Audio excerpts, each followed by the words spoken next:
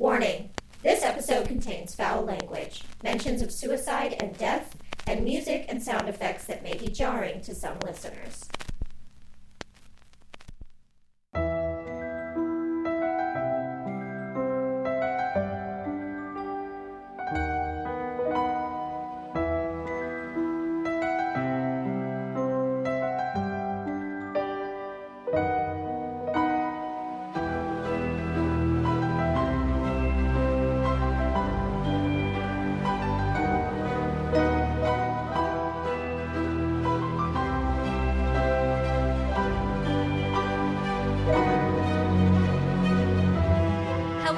Welcome to Keep It Weird, the podcast for all things strange and unusual, dimensional and subliminal, haunted and harrowing, and sometimes we just get downright spooky, y'all. And today is one of those days because we have a fan favorite for you. It's Listener Ghost Stories.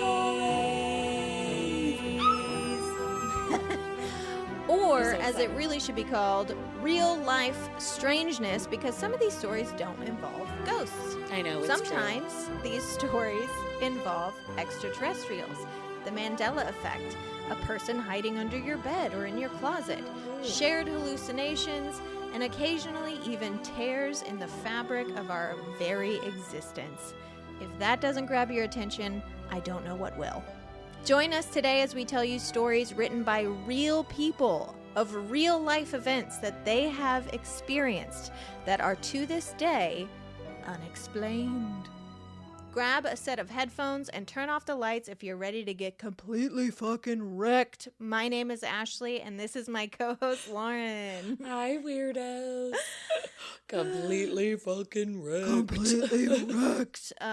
Truly, though, I do always recommend headphones for these episodes if you are looking to get real spooked, real scared, because I do add sound effects and I do add music, and sometimes it can be really spooky and scary. So the most common highly recommend it. Feedback we get on the show is how much people love Ashley's sound effects. Like she puts in the work editing no matter what, but the Listener Ghost Stories episodes are something so special. So definitely wear headphones if you can, if you're able, if you're in the situation, do it.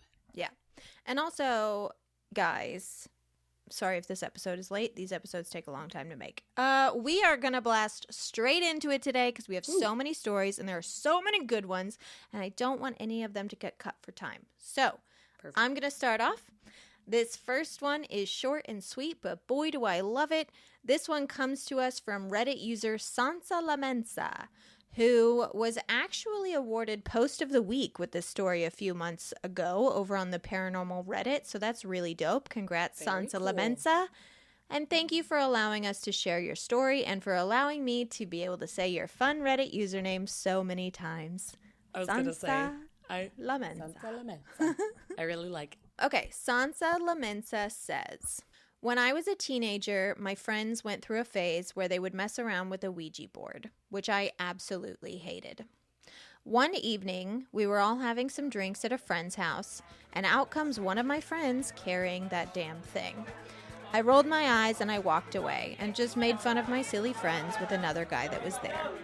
Mind you, there were like 20 of us at this house. It was kind of crowded, and it had started to spill out the front door and the garage.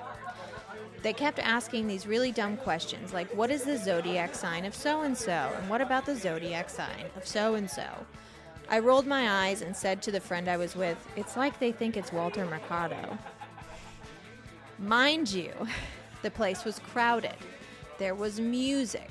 And I said this to him in normal conversation at a normal level when we were by ourselves, about 2 to 3 meters away from anyone else at the party. Also, we were both a good 8 meters away from the pair that was asking the questions. After a few minutes, the pair that was asking the questions on the Ouija board started asking really loudly, "Hey, is there a Walter in here? Who's Walter?" Nope. Everyone looked puzzled. Of course, there was no Walter there. When asked why they wanted to know, the pair moving the board said, because it just spelled out, I am not Walter. And I just noped out of there. Nope. It's the biggest As nopity nope, you nope, nope. fucking should, Sansa Lamensa. I would be gone. Oh my God. Long gone. Long gone. That's why I started to giggle the minute you were like, it's like they think that. I was like, oh, and it's going to pick up on that, and it's going to respond to her, and I'm already mad about it. Well, I had to add this one in because, one, Walter Mercado, like, what a dream. If you haven't watched the Walter Mercado documentary, I don't remember what it's called. What is the Walter documentary called? The documentary is called Mucho Mucho Amor, The Legend of Walter Mercado. It's fantastic. Mm-hmm. He was a legendary astrologer personality. He was wonderful. And he actually passed how long ago? Recent. Well, not recent, but right, but within the last decade. Ago, yeah. So that was like the main reason that I was like, oh my God, we have to talk about this story because I love Walter Mercado so much. But two, this is one of the creepier Ouija board stories that I've heard, especially since I do believe that Ouija boards are essentially using us to channel messages that could be coming from anywhere, which is why it doesn't bother me when someone, you know, purposefully moves the planchette, because I think we are moving the planchette. It's just something is driving us to move to specific letters, not necessarily that the planchette is moving on its own. But to disconnect the planchette players with the question being asked is an experiment I think would be really fun to do if you're comfortable playing with a Ouija board and you don't believe it's a portal to demonry. I think it would be cool to do that. But yeah, I that's what really creeped me out, was just as soon as you started saying, like, we were separated from them, it was loud, like, nowhere near. I was like, no. There's no way they heard us. Yeah, because I feel like I've always been able to, I don't know, kind of keep the Ouija board at bay. I'm not against using it, but I feel like even when we did it on a past episode, I've been a little like, well, what was actually happening there? I've always had some questions about it. It's like the one thing I always say it's fun to believe. It's, for whatever reason, the one thing I'm like, I don't know if I believe this. But hearing a story like that makes me want to cry. And that is so spooky. It's so spooky. I cannot Thank imagine. you, Sansa Lamensa. That is a very scary experience. And if I experienced it, I would probably not be super chill around Ouija boards anymore.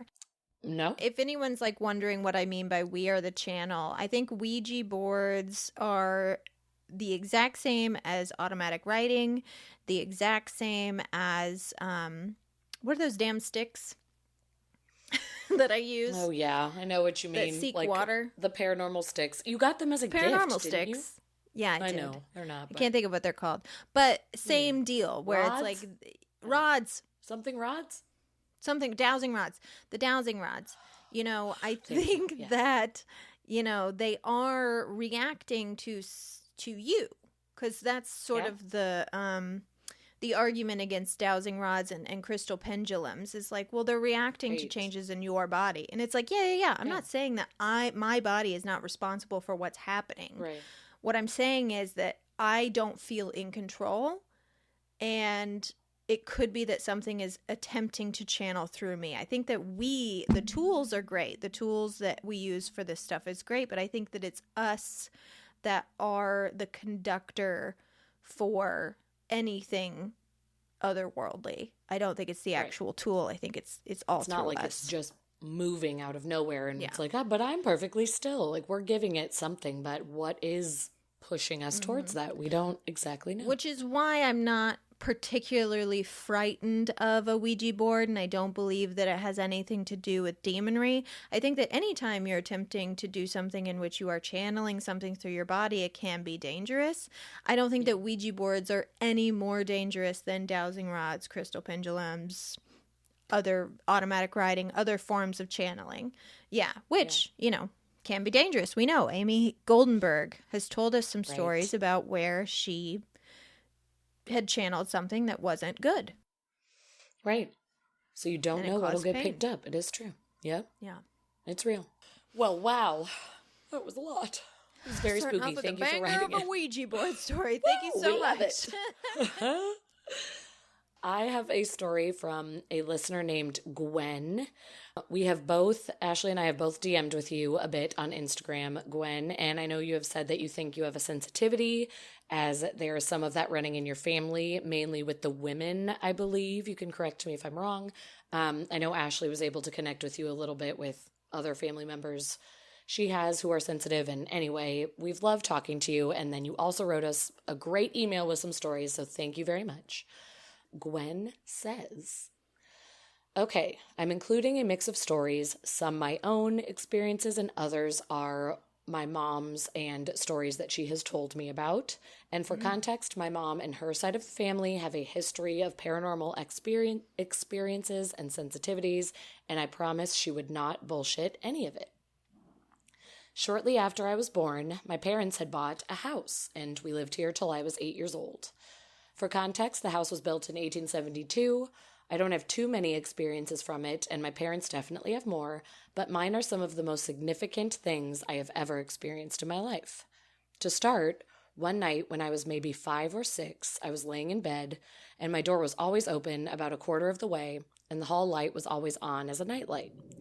So while I was laying awake, I started to hear the sound of someone walking up the stairs, which were at the end of the hallway not too far from my room. I thought it was odd since my parents were definitely in their room, asleep, but it didn't seem totally odd since sometimes my little sister would get up out of bed and try to go down the stairs. But the thing about that is there's a motion sensor positioned at the halfway point of the staircase, and the alarm was set every night for a light to go off or an alarm to go off. So I was curious. I had to get up and see what was going on. And when I got to the top of the stairs, I heard footsteps running down the stairs away from me. I kind of just stood there, frozen for a second, not understanding what was happening. And we didn't have any pets. My sister was in bed along with everyone else. And even if someone had gone down the stairs, the alarm would have gone off. Separate of that event, I have always been fearful of the stairs, and I never knew why. It was just a bad feeling. So then my dad's experience, before my parents had moved into this house, my dad would stay at the house for countless hours to do renovations, and this will come into play later.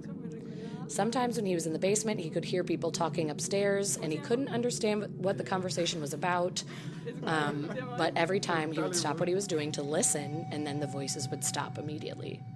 He was all by himself in the house, no doubt about that. And then sometime after this, once the renovations had completed and we were in the house, my dad was in the couch in the living room dozing off, and there was once an entryway connecting the living room to the kitchen, but it had been closed off as part of his renovation. So he's dozing off, and my dad sees an apparition of a man and a woman walking together through the wall, wearing period clothing. He can't remember exactly what the outfits were, but he knows he remembers a big top hat. And of course, they were walking through the wall exactly where the entryway once stood. Then my mom's story was when I was a toddler, my mom would occasionally lose track of where my pacifier was. Nothing too weird, but sometimes, even after looking for it, she couldn't find it. She would be looking forever, and that shit would just be missing. And just when she had given up all hope, she would find the pacifier sitting perfectly in the middle of my bedroom or out on a shelf, like it had been placed there in the center by somebody. And it was in a spot she had obviously looked many times already. So my mom chose to believe that it was my great-grandma helping her out to find the pacifier. And lastly, along those same grandmother lines, Gwen also shared with us over Instagram. She said, I saw the apparition of a woman once, but didn't quite know who she was or why she appeared. It wasn't until later, when looking through photo albums with my mom, that I spotted the woman who had appeared and said that was her. And it was her grandma who died before she was born and who she had never seen before. And her mother also would have dreams about her grandma, saying how much influence she had over her being Gwen. And Gwen's mom would just respond, yeah, okay. And the very next day after this dream happened, Gwen showed up and had a crescent moon tattoo. And little did I know, Gwen says, that was my grandma's favorite symbol. Wow. Fun. That's so sweet. I have a couple things to say. One, stairs. Stairs are liminal spaces. And we talked about this before. We have talked about this before. Staircases. It's all adding up. are liminal spaces, which means they're sort of a space between space in our world, in our dimension. And the thing about stairs is that the energy on stairs is very rarely is it still. Because you don't usually stop in the middle of the stairs and have a conversation, or stop in the middle of the stairs and have a bite to eat. You're going up or you're going down.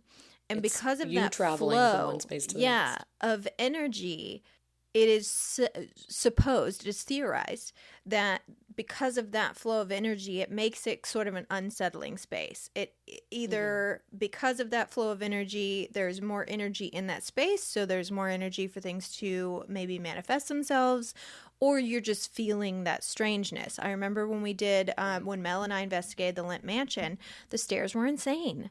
The stairs were so wild. All of our machines would go off on the stairs, and it almost seemed like people going past us, because it would be like beep, beep, beep, beep. Beep, beep, beep, beep. It was like things going up and down. That happened to us at the Culver Hotel, too, when it was almost like that back staircase. I remember that we were like, is this only where the staff walks down? Or it was like, I don't know, it was a side staircase, and we kept getting reactions on ours as well. And then that also happened at the Biltmore on a staircase that we had also heard something had maybe happened on, where somebody had fallen to their death. So, I mean, if that was connected or not, who knows? But we were right outside of that staircase when we got the EVP of the girl singing. Yes. So stairs. I really think that stairs, being that sort of liminal space, has something to do with experiences on the stairs, but also with just that feeling of like, I don't like the stairs for whatever reason. Yeah, something feels weird. Not a fan of these stairs. For sure. I really do think that a familial connection, I mean, just like anything, just like, diseases are passed down. Mental health disorders are passed down. Personality traits are passed down. Fucking why wouldn't the ability to experience the paranormal be passed down? It's just... Totally.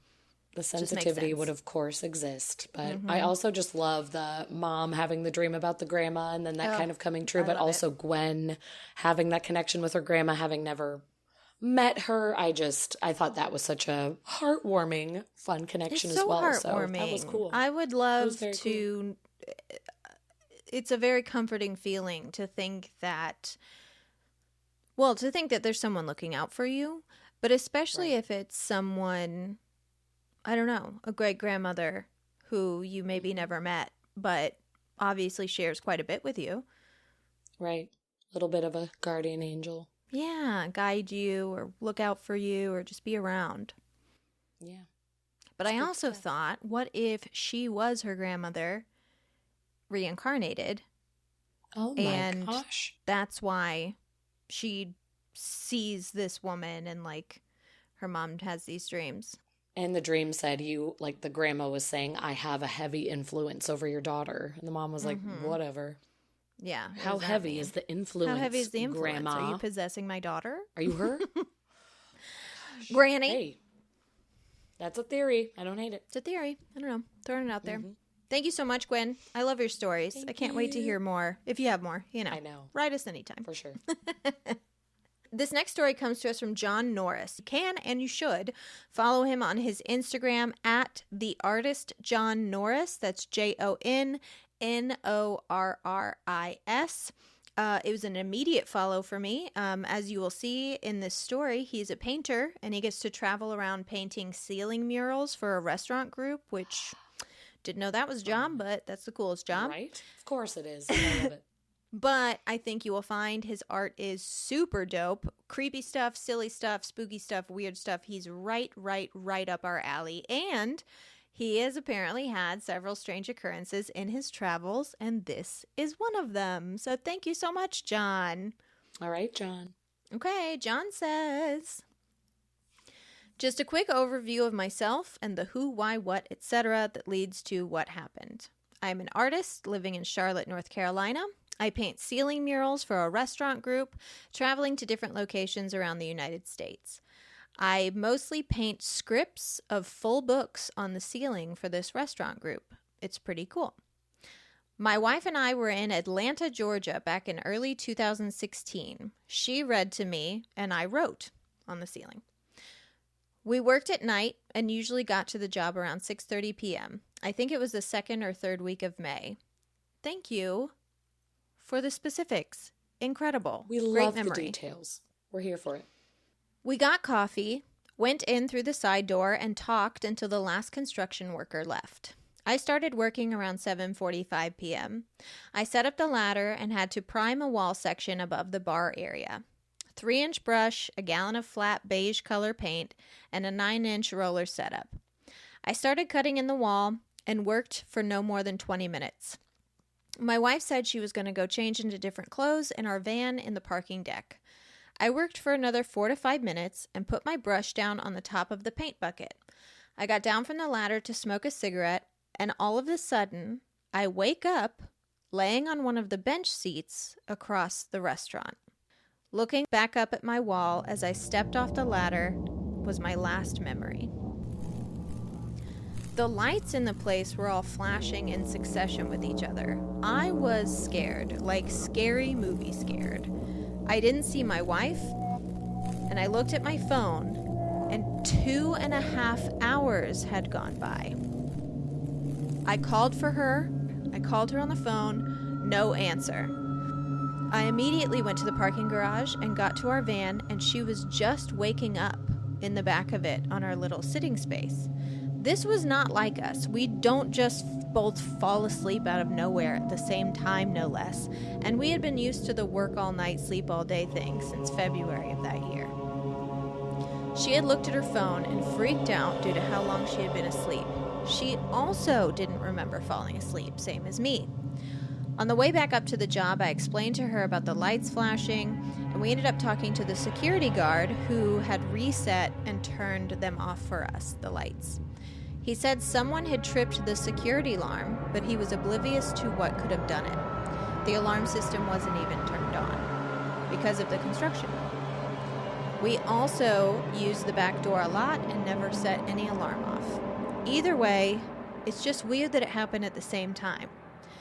But the scariest thing was when I saw my paintbrush on the top of the paint can on top of the ladder. The brush was still wet. Flat latex paint dries up in a brush less than 2 hours in air-conditioned environments. I put that brush down at almost 8 p.m. It was 10:45 when I picked up my brush again. My brush's timeline seemed to be only 5 to 10 minutes, whereas my wife and I's was nearly 3 hours. Oh my God. That is really bizarre. Because, okay, the lost time, that was my immediate fear. Was like, okay, the lost time, the abduction theory, like, here we go. Why was the paintbrush? That's the stuck thing. in time? What's going on? At first thought alien abduction, but that wouldn't account for the paint still being wet. It would make more sense if the paintbrush was abducted and put back 3 hours later. Right. Not their bodies. So what's going on? But Ooh. I have a theory I want to throw at you. Okay, let's do it. This I have a is thought. something hold on. She did it! Yay! She did it! She has a thought. I have a theory. It's something we haven't necessarily covered on the show before, but I think we've mentioned the possibility of it. In fact, in the last episode, I think I might have mentioned the possibility of it. One of the theories behind Mandela effects happening is that there are constantly dimensional shifts happening that we are barely aware of. Mm-hmm. That would give weird experiences like this a possible explanation. There's actually a Reddit user who chimed in with this theory in the comments, user Sumai4444, and they referenced their mentor, Reddit user Erashale, who is a psychic, a spiritual counselor, and an energy worker, and they explained what could be happening during a dimensional shift. So this is all coming from a spiritual worker, psychic, okay? They said that a vortex of energy, most likely electromagnetic energy, can be created by tectonic plates shifting, micro earthquakes, or even massive amounts of electricity being kicked up for XYZ reason. Even just Earth's normal geothermal fluctuations can cause gravitons to flare up. They explain that for over a decade, experiments have been done to prove that gravity can pass through dimensions. Such energy can mess with the human mind, can affect short-term memory loss, can cause confusion and disorientation, and can definitely cause you to pass out. User Samai4444 believes that this electromagnetic burst is what triggered the alarm that was off because of the massive amounts of energy surging through. Like when a light flickers when you turn on a vacuum cleaner, when power to one circuit causes a surge to another. He said that glitches in the Matrix are just hiccups of this event, and that the Mandela effect is a direct result of dimensions actually overlapping. Half of us remember history one way, the other half remember history another way. Both are correct, but half of us aren't in their original dimension, which is starting to sound like the plot of Coherence. I was just thinking that, like where some of them ended up in the other one, they had the different colored things, and it was like, how did we get in this house? I'm in the wrong dimension. Yeah. Yep. I was so like that comet coming that close to Earth made gravity shift so much through the dimensions that it was able to allow us to shift through dimensions. So that's scary. But anyway, their suggestion in the comments is to test your memories and see if you can find something that is a total fact for you versus the rest of the world to see if you have bled over from an alternate dimension. Which, boy, what a fucking scary thought. So like scary. to like accidentally end up in another dimension. But Sumai 4444 and Era Shale say that it shouldn't scare us because these shifts happen all the time. It's deja vu. It's a glitch in the Matrix. It's missing time. Feels like deja vu. Yeah, there are a lot of ways that it affects us, but some of the effects are so small we don't even know it's happening. Mm-hmm. And he was saying that the reason that it was so noticeable to them is because they were not in one of their common spaces. Like people who travel often or aren't in the same place a lot notice dimensional shifts more so than people who have like the same daily routine. Like I wouldn't fucking ever notice it because I do the same shit every day. Mm-hmm.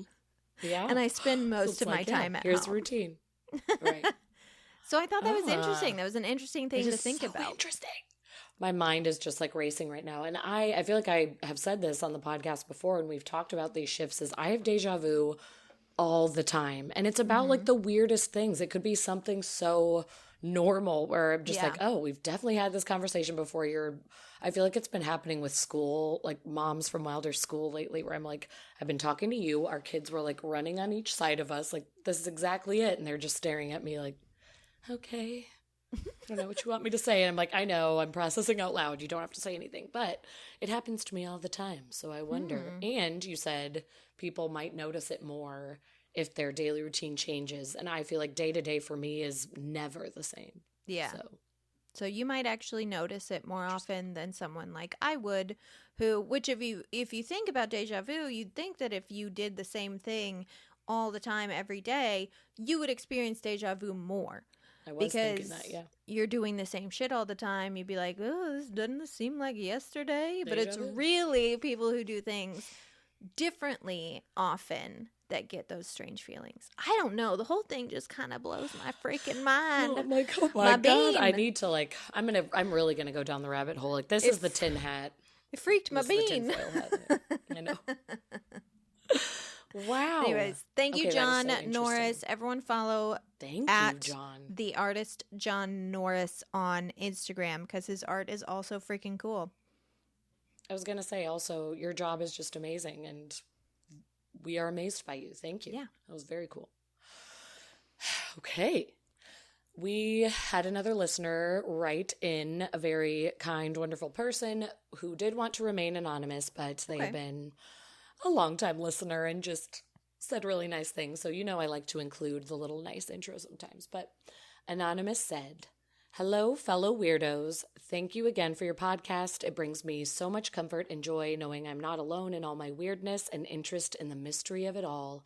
Deeply appreciate you two. We love you. Cute. Anonymous says, I recently had a bizarre and creepy experience that I'm happy to share with you, but I'm not sure what category of weird this falls under, so maybe you can help me decide. I wanted to make this as short as possible. I'm sorry if it goes on too long, but I call this story, Are There Ghosts That Everyone Can See? ? Oh, this experience happened, I know, but this is a very interesting story, so I will be curious to see what you think at the end.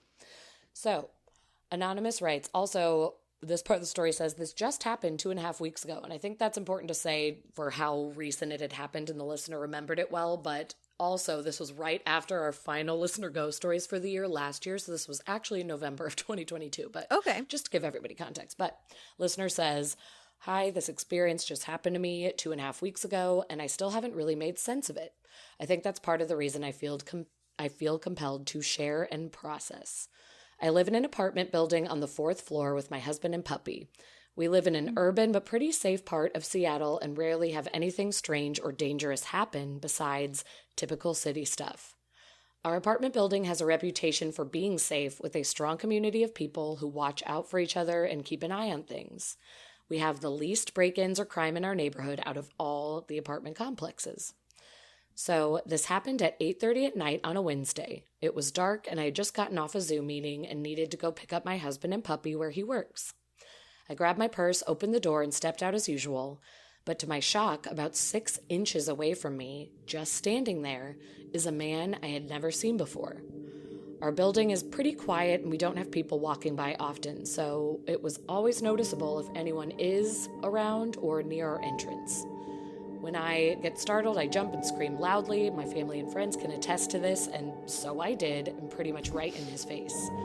To further my shock, he did not flinch, did not move, did not do anything. It was like he was a statue or completely frozen. I immediately knew in my gut that something was very wrong and instinctively jumped back into my apartment, shut the door, and locked the deadbolt.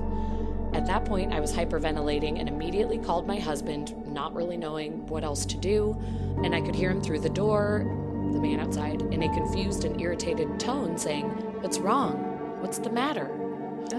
I think he said some other things too, but I was so freaked out I couldn't make out what he was saying, and I was on the phone at that point talking to my husband, who coached me to get away from the door and call 911. So I did. I hid in our bedroom and the cops came 20 minutes later. They showed up at my apartment door, and another resident had let them into the building, and they were assuring me that they checked the whole building and could not find anyone who matched the description. It was safe to assume he had left. So they escorted me down to my car, and I still drove to pick up my husband and puppy. The whole car ride, I kept trying to shake it all off, tell myself it was just a weird, one-off experience, and he was gone, according to the cops. I had nothing to worry about. When we got back to the building, we parked down in the parking garage and rode the elevator up. Wednesdays are busy days for both of us, so we had a lot of stuff to bring up from the car, including my mountain bike. My husband has the mountain bike, I have the puppy, and we have all these bags hanging from us. We get to the 4th floor, the door opens, and the man from earlier is fucking standing there. As close as he can get to the door, just blank staring at us. This exploded my brain. I went into complete hysterics, screaming bloody murder. I felt like I was in a horror movie. My husband put it together that this was the guy from earlier, so he said in a loud, low voice, "Back up." Not only did the guy not back up, he started slowly walking into us, staring at us deadpan. My husband started yelling louder and pushing my bike into the guy, and yet he just kept walking into us, starting to trap us in the elevator, and not reacting whatsoever to what we were saying and doing, just walking forward. Between my husband and I yelling and screaming, people started poking their heads out of their doors and saying, "What's wrong? Should we call 911? My husband was able to yell, "Yes, please call 911.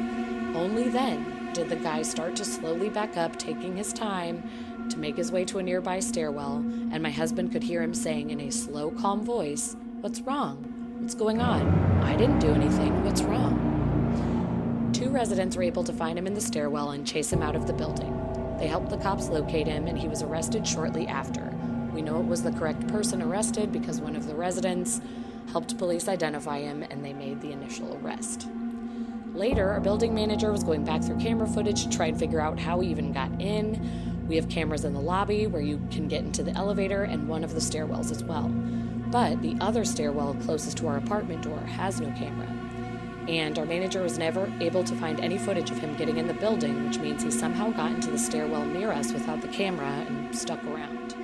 The strange thing is that he was wandering the building for at least an hour between the first and second time I saw him, but was never picked up on a camera and no other resident saw him. So for the hour or so that he was wandering around, I was the only person to encounter him twice.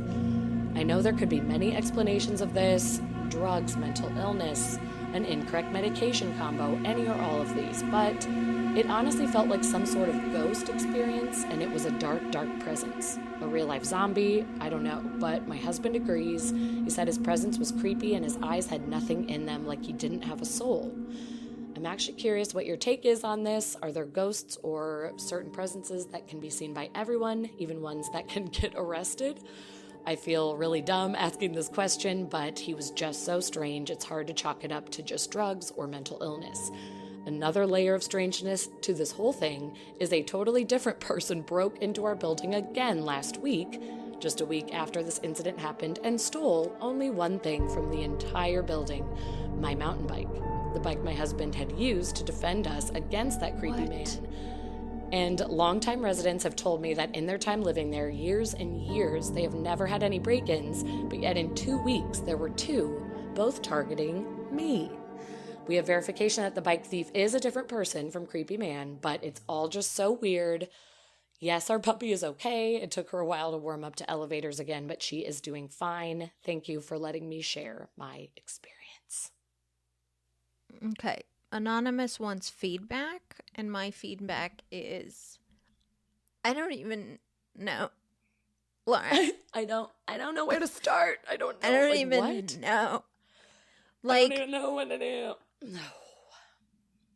I don't know. And I don't think the question is dumb to, I feel like this person was kind of embarrassed saying, like, is there a ghost that can go to jail? But I would have that same thought where it's like, that was not a person. Everyone just, it was such a dark, strange soul. Like, why wasn't he always literally seen on the cameras, only all of thing it, so. That I can think of is that you're living an X-Files episode, and Truly. This is a person who for some reason is invisible to cameras. Vampire, maybe? Mm-hmm. Vampires can't show up on camera, I don't think. Interesting. And they would have a soulless look to them. And they would have a soulless look, so maybe possibly a vampire, if vampires are real. Like, I have no fucking idea. No I feel bad clue. that we don't know how to help you, Anonymous, but this is so bizarre. And, like, I understand, like, I have had encounters with people before, and I know many people have who they've said, like, I know that wasn't a person. And it could be, obviously, when people are on certain drugs, they truly don't seem like they're people. Like, they truly don't seem like there's anyone there inside. Yeah. And people's eyes can look totally dead and sunken absolutely. In on certain medications. So, yes. But I understand that feeling of, like, an eerie thing has happened when really... Yeah. It's just a normal guy. But the fact that he also didn't show up on any cameras That's so weird. It's crazy. Like, was able to hide away, come right back to where she was coming up in the elevator, and like, how did he know the exact moment to be there? And then her being targeted just a week later by a totally different person is also like, who took the bike is like, what? Twilight Zone? What? I don't know. I have no words. I don't know. I don't know what you experienced. That's terrifying. And I'm going to do a follow-up because, again, the story came in like just barely too late when we did our Listener Ghost Stories episode. So I'm curious if in this time that has passed, if anything else has happened. Anything so else I'll let you know if there's any follow-up from Anonymous. Please do. Oh my golly gosh. Wow. Thank you so much, Anonymous. That's one of the scariest stories I've ever heard. So congratulations. Okay, so then let's mix it up. This story comes to us from David, a registered nurse who has many stories from working in hospice, much like Lauren's lovely sister Julia, who you can hear basically every month over on our Patreon, patreon.com/keepitweirdpodcast.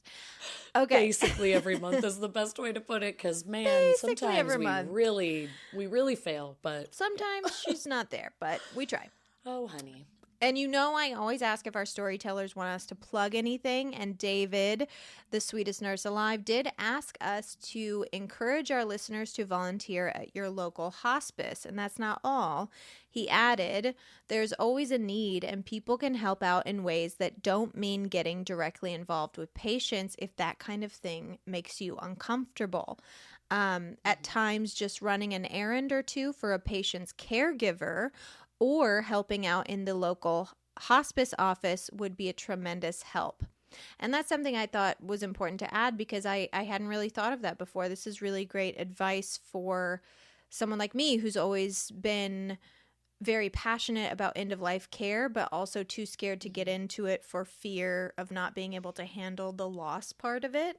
There are so many other ways that I can help, or at least, tiptoe my foot into the door and test the waters of hospice care. And so Julia has always said that. That's why I appreciate our segments that we do in our bonus episodes, because she says that too, of like, I know a lot of people who are considering being a death doula or being involved in end-of-life care in some way, and she's like, there are so many ways to volunteer and work your way up if you're feeling nervous or anxious about it. So hospice nurses are amazing, and they'll tell you where to volunteer. There are so many ways. Yeah. I love it. So I'm going to do it, and I encourage our listeners to call their local hospice as well and see what kind of help they're needing volunteer-wise, because it's just a very lovely thing that I don't think a lot of people give a lot of attention to. Also, P.S., get your tissues ready because the story wrecked me. Oh, no.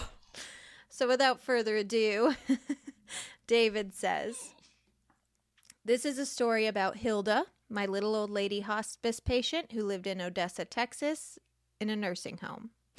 This is also a story about Claude, who was her son, but also my hospice patient, and lived at home in Midland, Texas with his wife, Joni. Yes, Mother Hilda and son Claude were both dying at the same time in two separate places about 20 miles apart. And poor wife/daughter-in-law Joni was trying to take care of both of them and doing a great job of it. Between the two, Hilda, the mom, and Claude, the son, I really expected Claude to go first. He was confused. He would still get up a little bit, but now he was weak and he just looked sick. And I really expected to be seeing him for maybe a couple weeks before I anticipated him dying. His mother, Hilda, all things considered, was doing relatively well. I really thought that I might be seeing her for 2, if not 3 months, maybe even longer. She had been a long-term resident in the nursing home with Alzheimer's, and it just continued to take its toll on her to a point where she was almost bedbound. And yes, she stopped eating as much and had been losing weight, and she was very confused, but she was pleasantly confused. I would typically see her twice a week on Tuesdays and Fridays, normally right after seeing her son on the same day. And each time, I would have to reintroduce myself to her, and we would chat for a while, and sometimes she would tell me the same stories from her youth over and over again, but she never failed to bring a smile to my face. And due to her confusion, she would sometimes just come out with things that really showed her confusion, like, I'm going to play baseball at the park this weekend, when obviously just getting out of bed was almost beyond her abilities. But she was an amazingly sweet lady, even if she didn't remember who I was each time, and sometimes came out with things that didn't make sense. But like I said, I did not expect her to die anytime soon. I really thought she would just continue to slowly decline, and probably in a couple of months, I expected her to die peacefully, but sadly, to outlive her son. So, one Friday, I made my stop to check in on the son, Claude, and he's doing okay.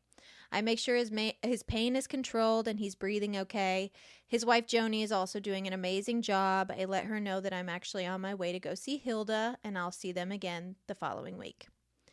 I drive over to the nursing home, check in with the staff, and they say Hilda's doing fine, maybe even happier than normal. I'm in a bit of a hurry and running behind. I know I'm not going to have as much time to visit with Hilda today. But I go into her room, and she greets me with, "Hi, I'm Hilda." "Hi, Hilda. I'm David, and I'm a nurse. I was coming by to see how you are today." "Well, I think I'm good." "Are you hungry? Have you eaten?" "Oh, yes, dear. I think I had some pancakes and sausage." "Very good, Hilda. Do you have any pain today?" "No, I never have any pain." "Who are you?" "I'm David, and I'm a nurse, so I'm going to check your blood pressure and listen to you breathe, if that's okay." "Of course, honey, you do what you need to do, but I really don't think I need a doctor or a nurse." I check her vitals. Everything is good. No obvious signs of distress. No pain. Hilda's in great shape, relatively speaking. "All right, Hilda, it looks like you're doing well. I saw Claude and Joni this morning. They're doing well, too. And I'll see you next week, okay?" "Well, honey, my son, the one on 145th Street, said he was meeting me up at the gate today at 2. He's taking me home. I won't be here next week."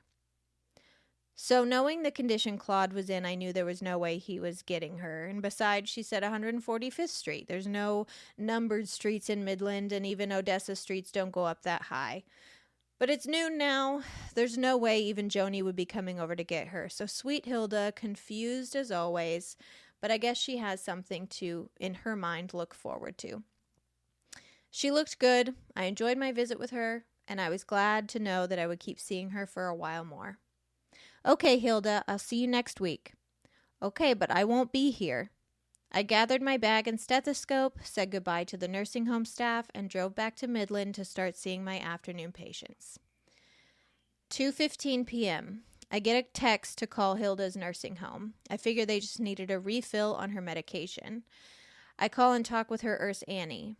"David, it's Hilda. I just went to check in on her, and she's dead. We had seen her about 30 minutes earlier, and she was fine. We walked back in, and, well, she was just gone." I was shocked.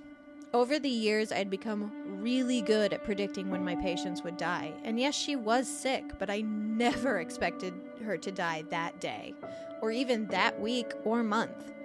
I thought back to her conversation about her son meeting her at the gate. I called Joni's number, and she answered, and I let her know that it sounded like Hilda had passed. Joni was sad, but not super surprised. I guess when anyone is 102, it's not a terrible surprise.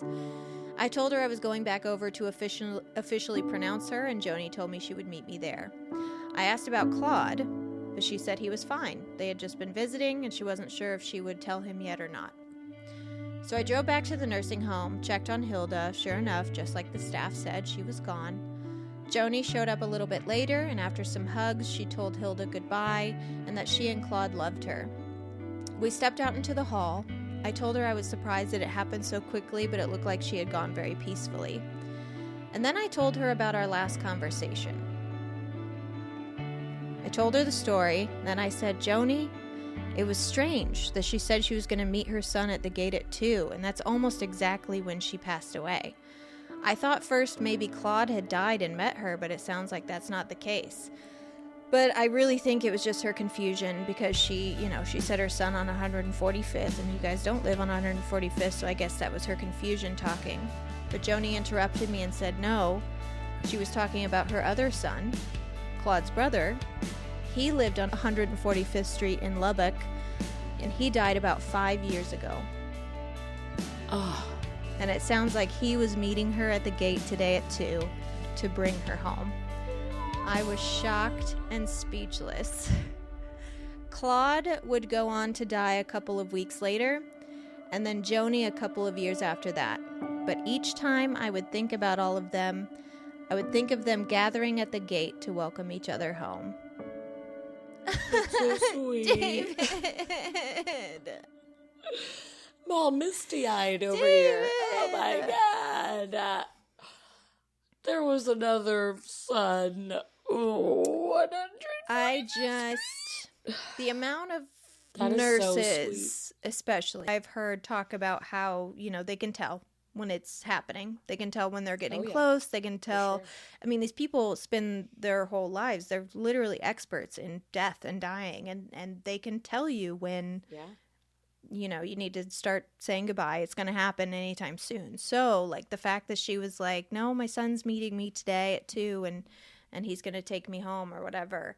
And him being like, okay, you know, and like thinking like she's got months left. And then she knew. She was ready and she was waiting for him. And honestly, I love that she was like, when he went in, the nurses were even like, Hilda's doing great today. She's in a really good mood. And it's like, which is also one of the most common things that happens. Like right before they go, they're so happy. And again, like I'm they're like, relieved. this all ties. It is. They're like, I know it's coming. And that is all part of what we talk about on the episodes with Julia and Keep It Tiered and why it's called Keep It Tiered. Because we always end up like crying and clutching our hearts because she will share stories or we'll read them online, and hospice nurses just experience such sweet moments with people. But it's such a tell when it's like, oh, they've been super ill, but today they seem happy and kind of have this final burst of energy. And then it's like, that seems good, but also it probably means they're going to pass. It's just, it's wild. They're going, yeah. So I hope David, that was so sweet. Hilda and Claude and Claude's brother and Joni, I hope they are all together somewhere. Yeah. Somewhere hanging out. Oh, that was a beautiful tale. It was. Thank you so much, David, for letting us tell that story. These are some of our all-time favorites, the sweet ones. It was really special. We have a second-time listener writing in, our friend Sienna. She has written us before. Yes, Sienna.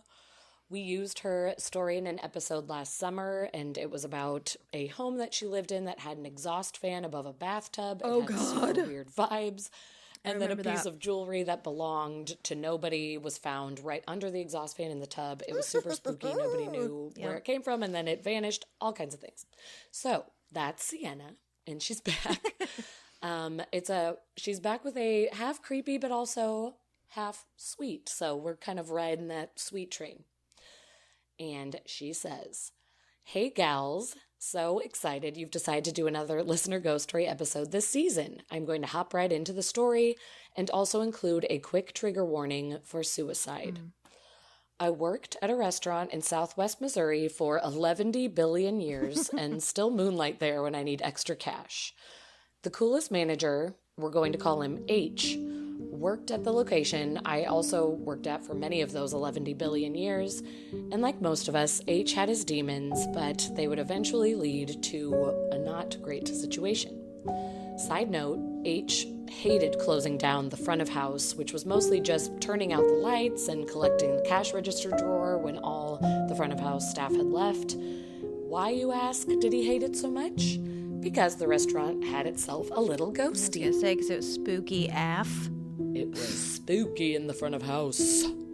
Many years before I started working there, the staff would go bowling after close, and one evening after the bowling excursion, everyone went to leave, and there was one server that unfortunately did not make it home because she was involved in a fatal car accident.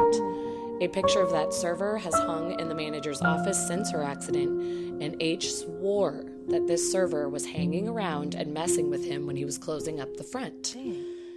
He was certain of it. And sadly, H then got himself into a bit of trouble, and it led to him taking it upon himself to take his life and resolve those problems that he had gotten into. It was a very, very sad situation. So now that you have that background, here is my spooky story. I was working in the back party room one evening, a very rare occurrence for me, and it was around Christmas time. I was cleaning up the room, and for whatever reason, H, the manager, popped into my head. I became very sad thinking about him and how he wasn't around anymore, and that's when the lights got very bright in the room and then went back down. I thought, okay, that's kind of weird. Some of the lights in the restaurant are on dimmer lights, but specifically not in this room. These lights do not dim. It's either on or it's off. So, tried to dismiss it. I went back to being sad, and it happened again. So I started speaking aloud to H, asking, "Is this you? Will you do it again? Are you there?" And it happened again. I started recalling all the good times that we had shared, and I let him know how sad I was that he was no longer here, but how happy I was that he was in a much better place. The lights would brighten and dim a few more times as I was communicating with him. Then I told H I love him and goodbye because I needed to leave the room and collect my sales slip, finish up. And when I went back into the room to do my sales stuff, the light did not brighten and it did not dim. And to my knowledge, this has not happened before or since. So that is my very welcomed experience with spirits in the workplace, and I cannot recall anything else happening in that restaurant, but like I said, I only moonlight there every once in a while. I hope you enjoyed my story. You ladies are great, and I always look forward to new episodes. Love, Sienna. Now, I wonder what about that restaurant. You know, she did say that she loved working there. Yeah? Mm-hmm. She said it was a really cool place. Yeah. She loved working there. And if that was the kind of environment that was provided where everyone that's there really loves being there and like they obviously enjoy each other's company because they go bowling together after their shift, like I do see how if one were to pass on that they would keep a connection with that place for whatever reason. They would come and visit because it brings the good vibes. Yeah. That's what I was thinking too. The server who was coming back and, you know, bothering, as he said, the manager, H. I feel like she was coming back because she got along with him. She wanted to say hello. And then it felt like H was probably coming back because, you know, he also had an attachment there. But I like to think that Sienna in that moment, like when she was feeling sad and missing him, maybe he was just like, hey, I get it. I know you miss me, but like, don't worry about it's it. all good. Yeah. I'm like, oh my God, I just want to gravy. weep. It's very sweet. It's so sweet. I know. I just really liked that story. Man. Thanks, Sienna. Thank you, Sienna. That was spooky and sweet. And cool and sad. And the electricity. It's like we're always saying that's like the main line for that communication. It really is. Whether they're attempting to communicate through it or it's just a result of their manifestation or their presence. I'm not sure which is which, but it definitely seems to correlate. Totally. It's something. I'm going to read one more story today. This story comes in from Lori. It's a shorty but a goodie, and I need to know if anyone out there has had a similar experience because in the 7 years of producing this podcast, I don't think we've had a story quite like this one. Oof. Lori says, I had basically pushed other paranormal experiences that I've had in my life to the back of my mind. I ignored them for years, just accepted that there was a logical explanation even if I couldn't see it at the time. The one experience I could not ever seem to reconcile, though, was one that I had shared with someone else. My BFF at the time, this was 1985, worked part-time after school a couple nights a week in the rectory of her Catholic church. She had arranged for me to spend time with her there under the pretext of tutoring me. We were sitting in a pew chatting one night while watching the organist practice for Sunday service. He was at the front of the church up on a balcony with his back to us. I noticed a spot over my vision right at the back of his head, and I thought I might have gotten something greasy in my eye, so I started blinking to clear my vision. Then I noticed a translucent replica of his head floating next to his head. I noticed my friend, who had been talking up until then, was silent and also staring up at him. I was careful not to say what I was seeing, and I just asked her, "Do you see what I see?" And she said to me, "His head is floating next to his body." I can explain away a lot of our experiences in that church, but that one messes with me. I've never known what to make of it. It wasn't a ghost, since the guy was alive. It wasn't a subliminal suggestion because we had not been talking about anything that could have triggered a shared hallucination of the same off-the-wall vision. Was it a prank? Can otherworldly beings make us see things? It's a disturbing thought if true. Lori? Yee. What? What's going on with you people this week? This is another one that I am just like, but you know what? The first thing I thought of when I read this was the movie Soul. Oh my gosh. Yeah. Which is by far my I favorite like that. Pixar movie. And for any of you who haven't seen Soul, So one, good. what are you doing? It's on Disney Plus. Disney Plus is like $5 a month. Spend the $5 just to watch Soul. Okay? It's so good. It's so good. But in Soul, there is basically a realm beyond ours, like a spiritual realm that the living can sort of touch, especially when they're in the zone.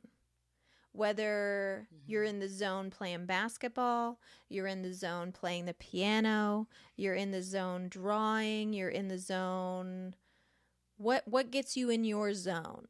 You know what I mean? When is the time where you are so consumed with what you're doing, what you're creating, what you're making, what you're experiencing, that you literally lose yourself?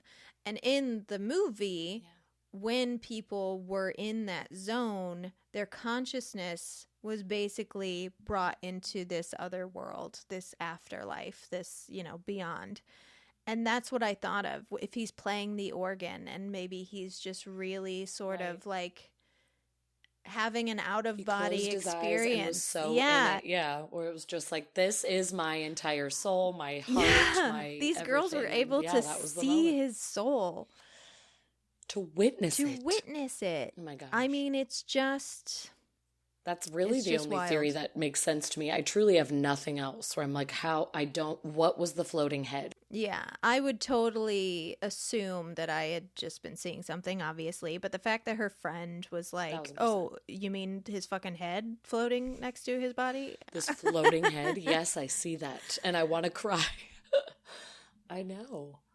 Unless, it was some sort of glimpse into, another dimension's version of him, and somehow we were seeing this. But I don't know. I've never heard anyone describe that a slip that way. That is especially new. How she said, I noticed what seemed like a smudge, like where his head should be, and I thought it was my vision. So it's almost like she not only saw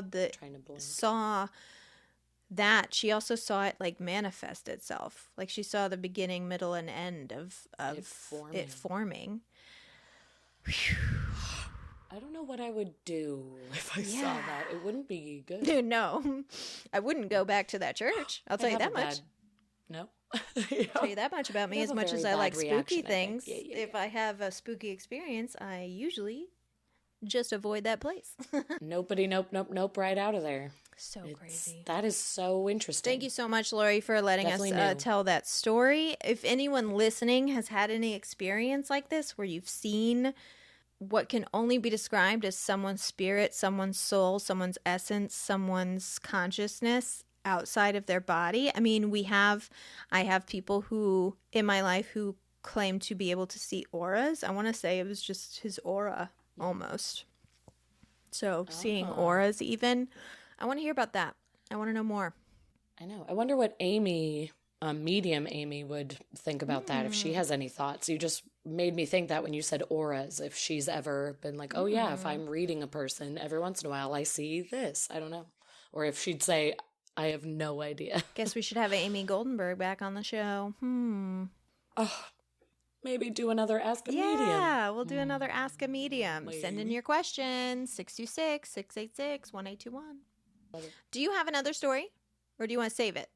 I think I'll save it. I'm saving my last story. Because you're saving your last one. Yeah, I feel like we're at a good time. Let's save it. And we won't even, because I've already asked permission, I'll tell this story next week. So Matt Paulding, I'm going to tell your story next week. It is so much fun. I'm talking like capital F-U-N fun. And creepy, but fun. So I'm going to tell that one on next week's episode, even though it's not technically a Listener Ghost Stories episode. Well, it's just going to be a segment of fun, strange creeps. Stuff. Fun creeps. The fun creeps.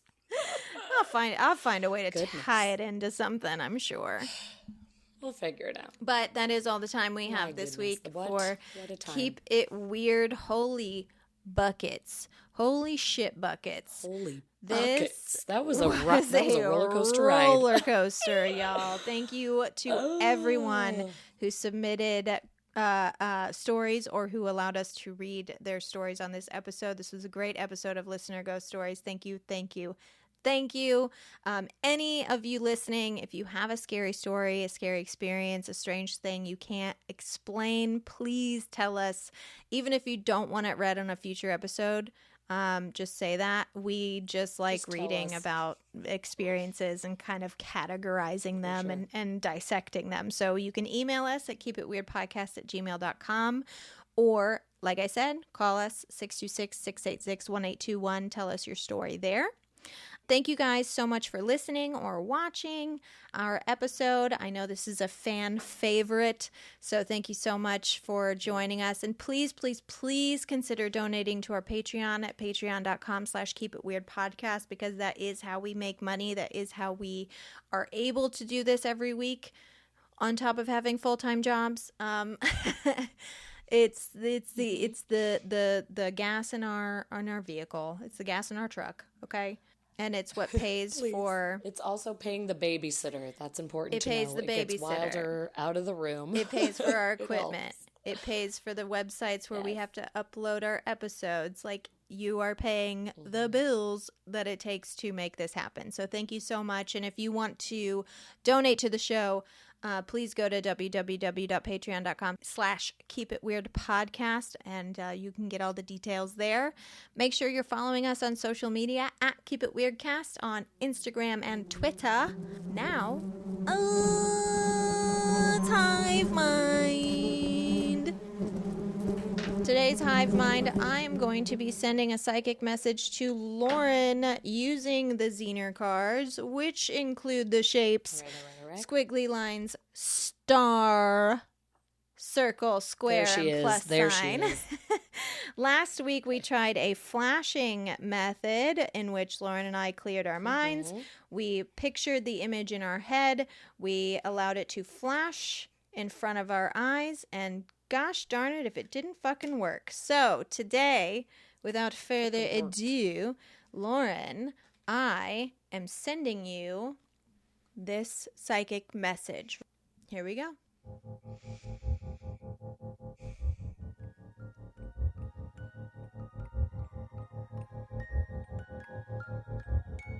Plus sign. Are you fucking kidding me?